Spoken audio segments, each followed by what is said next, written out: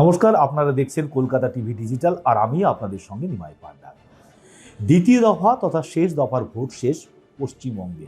2026-এর বিধানসভা নির্বাচন শেষ, কিন্তু তারপর প্রশ্ন উঠছে, তাহলে কি এই ভোটের শেষে অর্থাৎ দ্বিতীয় দফার ভোটের শেষে এই দ্বিতীয় দফায় যে বুথগুলিতে ভোট হয়েছে তাতে কোথাও কি পুনর্নির্বাচন হতে পারে?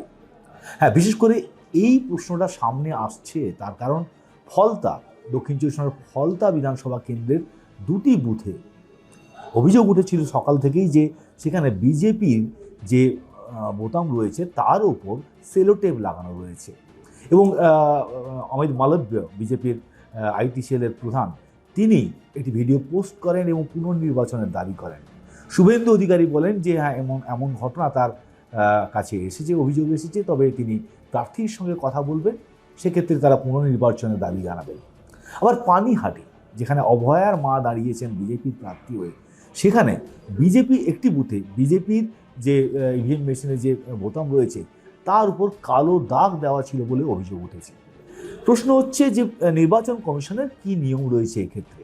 এবার আপনারা নিশ্চয়ই এর আগে জেনেছেন এবং আমরা এর আগে ভিডিওতে বলেছিলাম যে কোন কোন ক্ষেত্রে পুনর্নির্বাচন হতে পারে। তার মধ্যে অবশ্যই যদি কোনোভাবে ট্যাম্পার করা হয়, অর্থাৎ এই ইভিএম মেশিনে কোনো প্রার্থীর বা কোনো রাজনৈতিক দলে যে বাটন রয়েছে, বোতাম রয়েছে, সেটা যদি ট্যাম্পার করা হয়, সেলো টেপ, সেটা কালো হতে পারে, সেটা অন্য কালারের হতে পারে, যদি সেটা লাগিয়ে দেওয়া হয় বা কালি লাগানো হয়।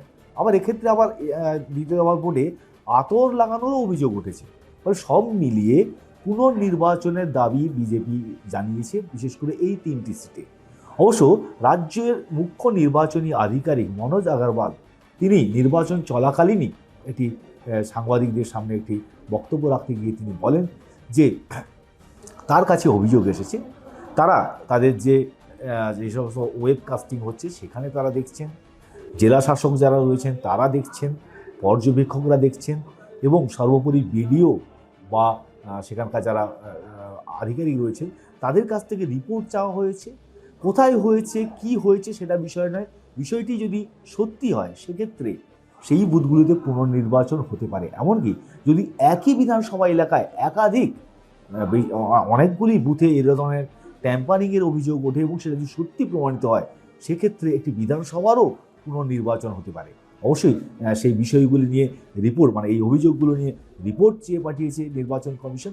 সেই রিপোর্ট আসার পর তারা সিদ্ধান্ত নেবে। কিন্তু আপাতত প্রথম দফার ভোটে এরকম অভিযোগ না থাকলেও দ্বিতীয় দফার ভোটে এই সেলোটেপ লাগানো বা কালি লাগানো বা আতর লাগানোর অভিযোগ ওঠার পর এই প্রশ্নটাই ঘুরে ফিরে আসছে, তাহলে কি পুনর্নির্বাচন হতে পারে?